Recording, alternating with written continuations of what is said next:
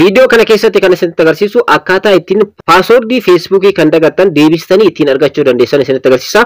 Fakkeenyaaf isin Facebookii irratti paaswordii qabdanii paaswordii sana yoo kan dagattan ta'e yookaan immoo Facebookiin keessan paaswordii waan hin qabneef qofa isin seensisuu yoo kan didu ta'e akkaataa ittiin paaswordii Facebookii kan dagattan deebistanii ittiin argachuu dandeessan isinitti agarsiisa. Kun kan isin gargaaruuf faayidaa guddaa qaba. Paaswordii Facebookii keessanii dagachuu dandeessan waan ta'eef jechuudha.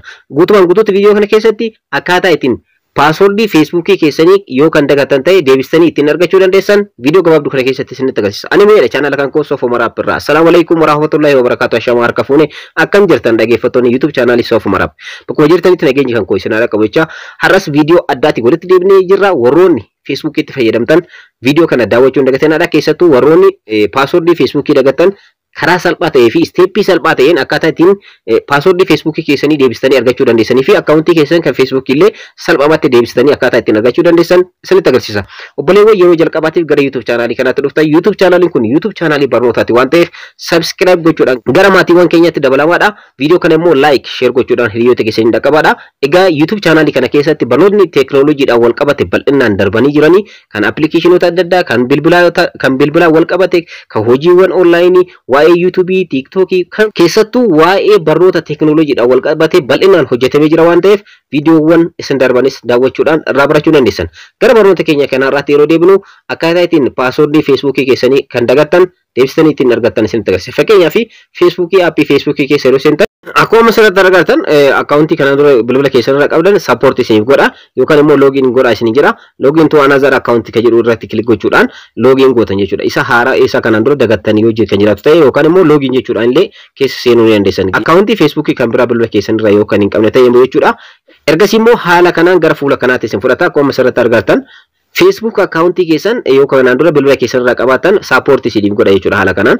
So sappoortii isiniif godha isin isarraa kilik gochuudhaan seenuu dandeessanii. So kan isinitti agarsiisuu barbaadu akkaataa ittiin Facebookii paaswordii isaa kan dagattan ta'e deebistanii argachuu dandeessan isinitti agarsiisa. Egaa gara fuula kanaatti isin fudhata. Fuula kana yeroo seentan mobile number or email kan jedhutu argama. Warroonni bilbilaan bantan bilbila keessan asirratti ni guutanii yookaan emailidha yoo kan bantan ta'e emailii keessan asirratti ni guutanii. Warroonni paaswordii isaa beektan immoo paaswordii isaa asirratti guutuudhaan ergasii loogiin gochuudhaan keessa seenuu ni dandeessan. Warroonni akka kan koo immoo paaswordii Facebookii keessanii dagattan forgetting password kan jedhu qaba. Forgetting password kan jedhu kanarratti kilik gochuudhaan paaswordii dagattan deebistanii argachuu dandeessan. Ergasii permission isin gaafachuu danda'a. Alloo jettanii irra deddeebitanii jechuudha.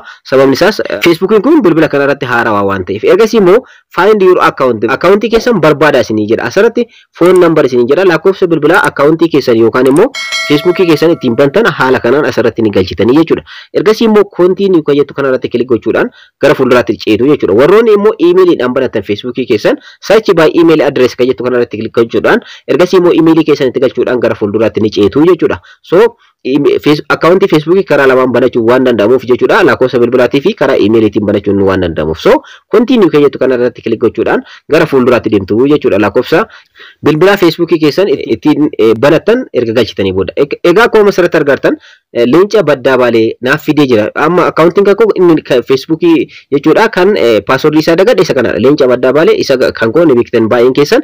So carraan lama isiniif kenna. Confirm via phone call karaa bilbilaatiin isiniif bilbilamee akka koodiin isiniif kennamuu barbaaddanii isinii jedha. Inni jalqabaa isa kanadha. Inni lammaffaa get code or link via SMS.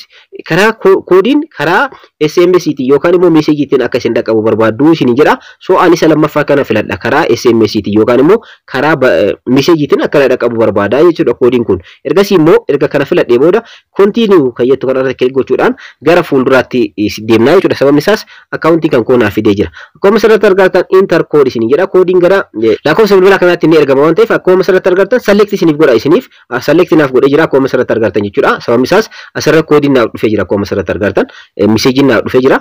Bilbila kan koo irratti argama lakkoofsa bilbilaa kunillee so asirratti argama yoo ta'e directiin iyyuu select naaf godha koodii kana. Sababni isaas bilbilli Facebookii kana ittiin banadhe asirratti argama waan ta'eef bilbila kanarratti. Yoo kan hin jiraanne ta'e lakkoofsi bilbilaa Facebookii ittiin banatanii argamurra deemtanii ergasii immoo koodii diijitii 6 kana ni fudhatanii ergasii immoo koodii sana itti galchuudhaan gara fuulduraatti yeroo jettan haala kanaan save this mobile number for faster login kan jedhu kanarratti allow fi don't allow kan jedhu ni argama. Allow kan jedhu kanarratti kilik godhaa jechuudha. So koodii erga itti galchitanii booda kan koo select na godhe directly sababni isaas lakkoofsi bilbilaa Facebookii kan koo ittiin banadhe asirratti argama bilbila kanarratti argama waan ta'eef. Egaa yeroo kanatti wantoota lamatu isinii dhufa. Create a new password isinii jechuu danda'a. Inni lammaffaa immoo dhaggeeffattoota koo directly gara Facebook account keessan kan Facebook itti seensiisuu danda'a jechuudha. Carraa lamatu jira. Akka haala kan kootiin create a new password yoo kan isinii jedhu ta'e password strong ta'e kan mataa keessanii nuumtanii jechuudha. Fakkeenyaaf ani Mo'ee jedhaa ergasii immoo itti galchaa jechuudha.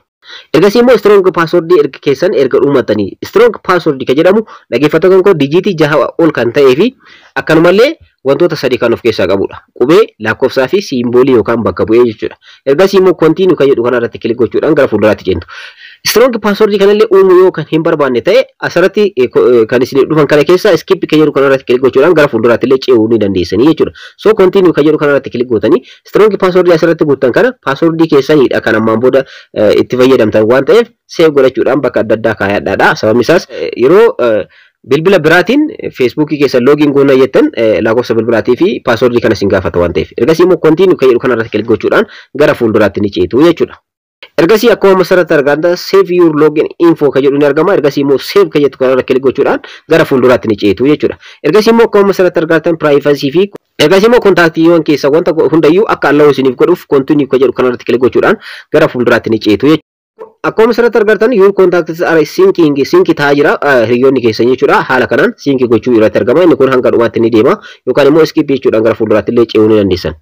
Ergasii immoo emailii add itti godhaa isiniif jedha. Select isiniif godha emailii bilbila keessan irratti argamu. Emailii add itti gochuu ni dandeessanii. Add email address jechuudhaan emailii gara Facebook keessanitti illee add gochuu ni dandeessanii yookaan immoo skip kan jettu kanarra kilik gochuudhaan ammas gara fuulduraatti ce'uu ni dandeessanii jechuudha. Direct gara dhaggeeffattoota koo Facebook kan kootti haala kanaan na seensisee jira jechuudha. Facebook kan koo kana fakkaata. Baay'een keessanii beektanii akkuma asirratti argartan jechuudha. Dhaggeeffattoota kan koo asirratti leenca baddaa baalee kan jedhu yaa'u Facebook kan koo account kan koo Facebook kan baay'een keessanii beektanii asirratti barnoota adda addaatu waa'ee teknooloojii baay'inaan asirratti illee isiniif gallakkisa waan ta'eef gara filoora 5,000 ol qabaa jechuudha.